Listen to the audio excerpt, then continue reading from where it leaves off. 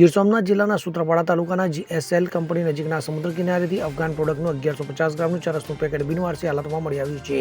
તો આ ઘટનાની જાણ થતાં ગીર સોમનાથ એસઓજી, એલસીબી અને સ્થાનિક પોલીસની ટીમ તાત્કાલિક ઘટના સ્થળે દોડી ગઈ હતી.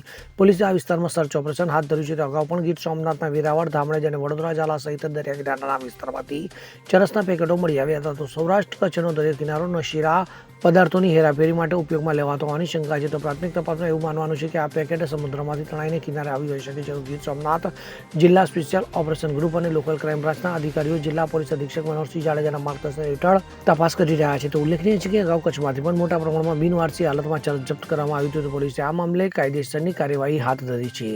Bureau report CN24 news.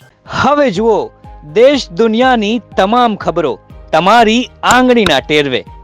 ઉઠાવો મોબાઈલ અને Google Play Store પરથી ડાઉનલોડ કરો અમારી CN24 ન્યૂઝ મોબાઈલ એપ.